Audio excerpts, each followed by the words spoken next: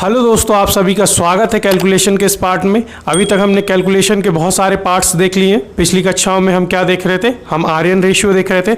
आज हम क्या देखने जा रहे हैं? आज हम कैलकुलेशन का अगला पार्ट अर्थात आर्यन रेशियो का अगला पार्ट, नेक्स्ट पार्ट देखने जा रहे हैं, जो हमारा आर्यन रेशियो पार्ट 2 है। देखिए क्या करना है। हम बहुत सारे कैलकुलेशन के बारे में जानेंगे और जानने का प्रयास करते रहेंगे, क्योंकि ये हमारे आगामी आने वाले एग्ज़ामों में आते रहते हैं। देखिए एक एग्ज़ाम्पल देखते हैं। हम पिछली कक्षाओं में क्या देख रहे थे? हमने बोला कि 2 रेशियो बराबर 4 है, तो 5 रेशियो बराबर कितना होगा? ये हमारा प्रश्न है कि 2 रेशियो बराबर 4 है, तो 5 रेशियो बराबर क्या होगा? ध्यान दीजिए, इसमें हम हॉरिजॉन्टल मेथड देख रहे थे, टाइप 1 है, जिसमें टाइप हमारा क्या है? टाइप 1 है, हॉरिजॉन्टल मेथड। ठीक है, क्षैतिज गुना करने के आधार पर है। अब देखिए, आप क्या बोल सकते हैं? 2 में 2 का गुना होगा तो 4 पे पहुंच जाएंगे। हमने बोला 2 में 2 का गुना करेंगे तो 4 पे पहुंच जाएंगे। पिछली कक्षाओं में हमने क्या देखा? पिछली कक्षाओं में हमने ये देखा कि एक रेशियो का मान MF के बराबर होता है। ठीक है, अब ध्यान दीजिए क्या है, हमें एक रेशियो का मान कैसे निकालना है। अभी तो यहाँ दिख रहा है कि 2 में 2 का गुना करेंगे तो 4 हो जाता, परंतु जब नहीं दिखेगा, अगर हमने एक एग्जाम्पल और ले लिया, यहाँ पे एक एग्जाम्पल और ले लिया, देखिए ध्यान दीजिए, एक एग्जाम्पल अगर हमने और लिया, हमने बोला कि 2 रेशियो बराबर अगर 5 है तो 5 रेशियो बराबर कितना होगा? ठीक है, अब देखिए 2 में हम कितने का गुना कर दें कि हमें 5 प्राप्त हो जाए। अब हमें समझ में नहीं आ रहा, तो समझने का उद्देश्य यही है कि हम कैसे देखेंगे कि एक रेशियो का मान कैसे है, क्या है। देखिए हमने देखा कि 2 रेशियो बराबर जब 4 है तो एक रेशियो का मान हम निकालना चाह रहे हैं, तो ये इसके बटे में हो जाएगा 2। ठीक है, जब इसमें गुना करेंगे, तिरिया गुना करेंगे तो फिर वहीं पहुंच जाएंगे ये वाले स्टेप पे। देखिए 2 एकम 2, तो 2 रेशियो बराबर 4 है, इसको काटिएगा तो क्या हो जाएगा? 2 दूनी 4 हो जाएगा। मतलब एक रेशियो का मतलब आपका 2 है। ठीक है, आपने यहाँ से भी देखा कि 2 में 2 का गुना करेंगे तो 4 पहुँच जाएंगे। अब देखिए क्या है, अब क्या है, जब भाग नहीं जाएगा तो हम क्या करेंगे?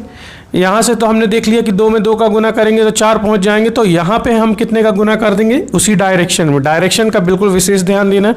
5 में 2 का गुना कर देंगे तो हमारा आंसर 10 आ जाएगा। ठीक है, ये 10 आ जाएगा, ये हमारा आंसर हो जाएगा, 10 हमारा आंसर हो जाएगा। यहाँ पे देखिए जरा हमें दिख नहीं रहा क्या मल्टीप्लाई है, तो देखिए ध्यान दीजिए, जब आपको 2 रेशियो बराबर हमें 5 दिया हुआ है तो एक रेशियो का हम मान मौखिक या मन में निकाल सकते हैं कि 5/2 होगा। ठीक है, 5/2 होगा, यही हमारा एक रेशियो का मान है। या और क्या हो सकता है, या तो हम इसे पॉइंट में भी बता सकते हैं। क्या बोल सकते हैं? या तो हम इसे फ्रैक्शन को, मतलब भिन्न को पॉइंट में भी बता सकते हैं। कितना हो जाएगा जी? 2.5 हो जाएगा। हम यह भी बोल सकते हैं कि हमें यहाँ से 5/2 में गुना करने पे 5 प्राप्त हो जाएगा। देखिए कैसे, अगर हमने 2 में 5/2 का गुना किया तो हमें 5 प्राप्त हो जाएगा। यह 2 में 5/2 से गुना किया तो हमें 5 प्राप्त हो गया। तो यहाँ से भी जाएंगे तो कितना से गुना कर देंगे? हम 5/2 से गुना कर देंगे। ठीक है, ध्यान दीजिए, 5 है, 5 में हम क्या करेंगे? 5/2 का गुना कर देंगे तो कितना हो जाएगा? 25/2। ये आपके इस प्रश्न का उत्तर हो जाएगा। या तो पॉइंट में अगर हम देखना चाहें तो क्या कर सकते हैं? पॉइंट में 2.5 का गुना कर सकते हैं। देखिए ये 2 है, पहले इसको देख लीजिए, 2 बराबर 5 है, तो हम क्या करेंगे? इसमें मल्टीप्लाई करेंगे 2.5 का, तो कितना हो जाएगा हमारे पास? 5 प्राप्त हो जाएगा।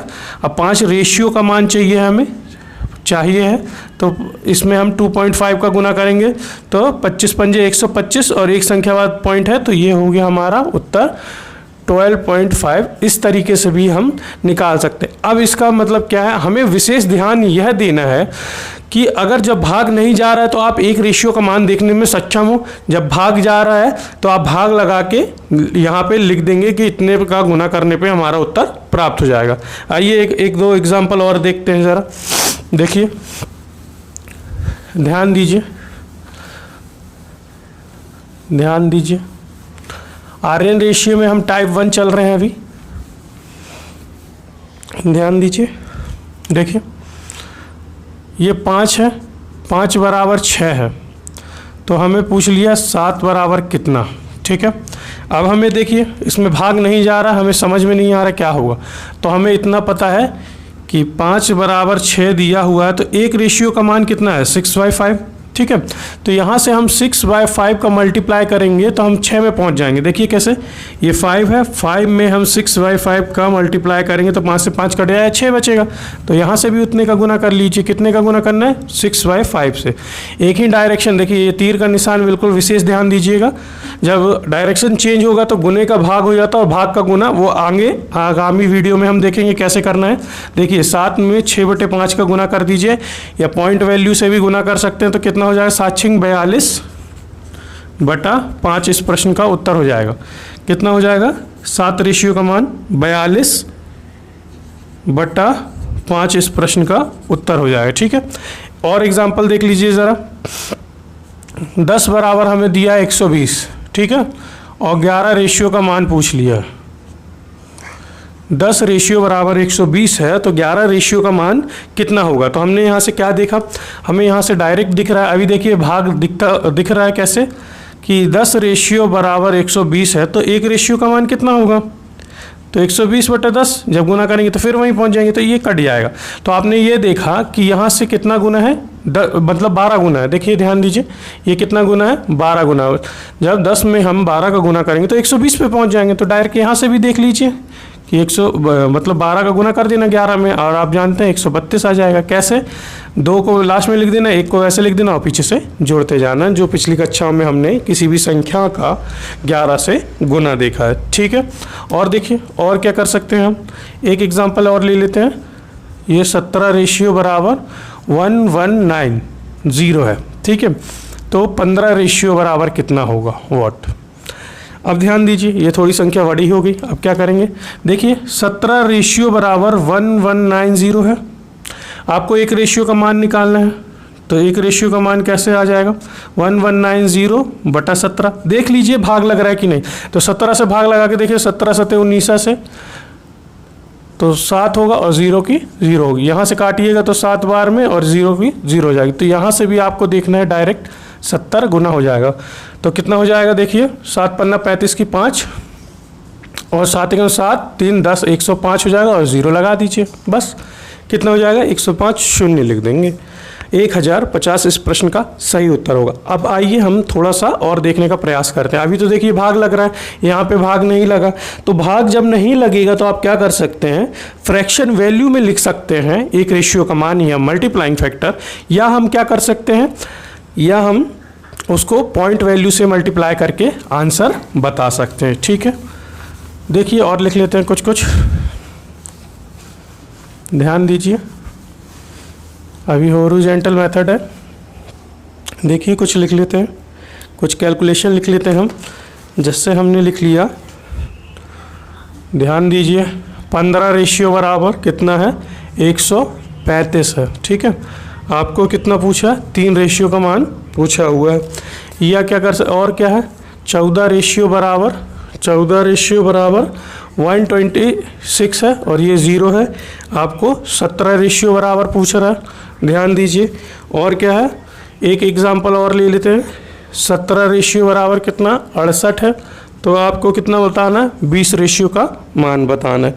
ठीक है, देखिए ज़रा ध्यान दीजिए, हमने क्या देखा कि यहाँ से हमें कुछ मल्टीप्लाइंग दिख रहा है। हाँ जी, बिल्कुल दिख रहा है कि 15 कितना होता है? 15 नाम 35 से, मतलब 135 होता है, 9 का गुना है। या तो नहीं समझ में आ रहा है, तो 15 रेशियो बराबर 135 है। तो यहाँ से हम एक रेशियो का मान निकाल सकते हैं। यह चीज़ दिमाग में करना है कि 15 से भाग लगाना। नहीं समझ में आ रहा, 5 से काट दीजिए। देखिए 5 दिया 15, 5 दूनी 10 और 5 7 पन्ना 35 और 9 दिया 27, 9 बार में चले जाएगा। इसको कटिंग मेथड बोलते हैं। ये आने वाली वीडियोस में हम देखेंगे कि कैसे करते हैं। जब संख्या बहुत ज़्यादा बड़ी हो जाएगी, जब रेशियो भी बहुत बड़ा होगा और उसका वैल्यू भी बहुत बड़ा होगा, तो हम क्या करेंगे? उसको छोटा बना लेंगे। रेशियो को भी छोटा बना लेंगे और एग्जैक्ट वैल्यू को भी हम छोटा कर लेंगे। जैसे यहाँ पे हमने छोटा कर दिया इस बार। यहाँ से तो डायरेक्ट दिख रहा था, अगर नहीं दिखता तो क्या करते हैं? हम काट के छोटा कर लेते। ठीक है, देखिए 9 का गुना करेंगे तो 135, तो यहाँ से भी 9 का गुना कर देंगे तो कितना हो जाएगा? 9 तिया 27 इस प्रश्न का उत्तर हो जाएगा। देखिए यहाँ पे देखिए कितना गुना दिख रहा है, हमें समझ में नहीं आ रहा, तो हमने क्या देखे? एक रेशियो बराबर 126/14। अब देखिए कितना हो जाएगा? 14 से, या तो 14 से देख लीजिए, 14 के पहाड़ में आता है क्या? अगर नहीं आ रहा होगा तो हम काट के छोटा कर लेंगे। देख लीजिए 14 28 14 3 42 14 चौको 56 14 पंजे 70 14 6 84 14 8 96 और 14 9 26 से। ठीक है, 9 चौको 36 और 9 एकम 9 10 11 12 26 से हो गया। मतलब कितना हो जाएगा, 9 बार में जाएगा और 0 है। तो हमने क्या देखा, यहाँ से 90 गुना है, तो यहाँ से भी 90 गुना चल लीजिए। तो कितना हो जाएगा, देखिए 9 7 63 की 9 7 63 की 3 और 6 हाथ पे और 9 एकम 9 10 15, ये हो जाएगा 153 शून्य, मतलब 1530 इस प्रश्न का उत्तर हो जाएगा। यहाँ देखिए, यहाँ से कितना गुना दिख रहा है, 17 34 17 53 17 चौको 68 17 चौको 68 आता, तो यहाँ से भी 4 गुना कर दीजिए, तो कितना हो जाएगा, 4 दूनी 8 और 1 0 लगा देंगे, इस प्रश्न का उत्तर हो जाएगा। जब भाग नहीं जाएगा, ये तो भाग चले गए हैं, तो हमने क्या देखा, हमने यह देखा जब भाग चले जाएं तो डायरेक्ट हम ऐसे तीर बना के लिख लेंगे कि इतना मल्टीप्लाई करने पे हम यहाँ पे उत्तर तक पहुँच जा रहे हैं। तो नीचे वाला जितने भी रेशियो का मान पूछ रहा है हम वो निकाल सकते हैं मल्टीप्लाइंग फैक्टर के जैसे। देखिए कैसे, अगर आपको 17 रेशियो का मान आपको दिया था 68 है, ठीक है, यहाँ से आप एक रेशियो का मान निकालते तो 68/17 हो जाता। ठीक है, आपको कितना यहाँ पे पूछ रहा था प्रश्न में 20 रेशियो का मान, तो आप दोनों तरफ 20 का मल्टीप्लाई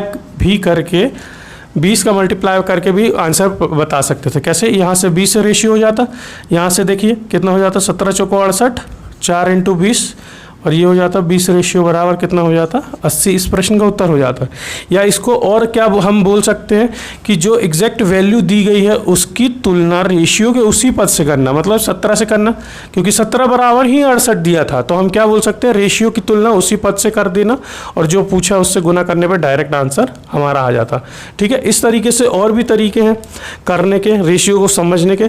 तो आई होप आपको यह वीडियो समझ में आई होगी, ये आर्यन रेशियो का कॉन्सेप्ट समझ में आया होगा। आज हमने हॉरिजॉन्टल मेथड को देखा है, उस पर थोड़ा वर्क किया है। अब आगामी वीडियोस में हम क्या करेंगे, वर्टिकल मेथड की ओर बढ़ेंगे, उसमें हम सीखेंगे कि वर्टिकल भी जाया जा सकता है रेशियो में। दिमाग में हमें क्या बैठाना है कि 15 रेशियो बराबर 135 है, तो हमें कुछ मल्टीप्लाई दिख रहा है कि नहीं दिख रहा है। अगर नहीं दिख रहा है तो एक रेशियो का मान हमें दिखना चाहिए और जितना पूछ रहा है उससे हम मल्टीप्लाई कर देंगे तो हमारा उत्तर प्राप्त हो जाएगा। अब हमें क्या देखना है, एग्जामिनर हमसे क्या करता है, एग्जामिनर इसमें चेंजेस क्या करता है, देखिए ध्यान दीजिए। चेंजेस क्या कर देगा, हमें बस इसमें कुछ हूर हार कर देगा। हूर हार का मतलब क्या है, जैसे बोल देगा कि 14 रुपये में इतने kg कोई आइटम आ रहा है, ठीक है, तो बोल देगा कि 17 रुपये में कितना आएगा। अब यहीं पे बच्चे फंस जाते हैं। अब हमें समझ में नहीं आ रहा है, और ये यार 14 रेशियो का मान, मतलब 14 का मान इतना दिया तो 17 का कैसे निकालेंगे। फिर यहाँ से क्या वो करेंगे, 1 रुपये में निकालेंगे कितना आएगा, तो 1 रुपया में निकालेंगे तो कितना हो जाएगा, 126 0, ये हो जाएगा 14। ठीक है, यहाँ से kg में है, यहाँ से फिर 1 रुपये का मान निकाल देंगे, कितना हो जाएगा, 90 रुपये हो जाएगा। 1 रुपये में 90 kg, 1 रुपये में 90 kg आ जाएगा। आप बोलेंगे 17 रुपये में कितना आएगा, तो 17 से मल्टीप्लाई कर देंगे दोनों में। ठीक है, तो ऐसे करके हम निकाल सकते हैं। 17 नाम 53 से मतलब 153 और ये 0 लगा देंगे। तो एग्जामिनर हमसे क्या करता है, बस यह पीछे के जो मात्रा है उनको चेंज करने का प्रयास करता है कि बच्चे कंफ्यूज हो जाएं। तो हमें उसमें कंफ्यूज नहीं होना, हमें बस ये देखना कि कितना बराबर कितना दिया और कितना बराबर कितना पूछ रहा है।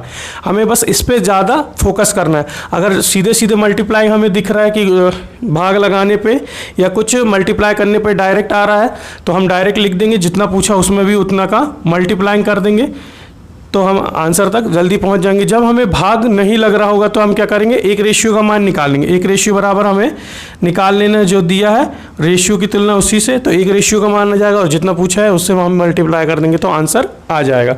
आइए आज इसे हम एक डायग्राम बना के समझ लें। ध्यान दीजिए, डायग्राम हम बना के इसको समझने का प्रयास करते हैं।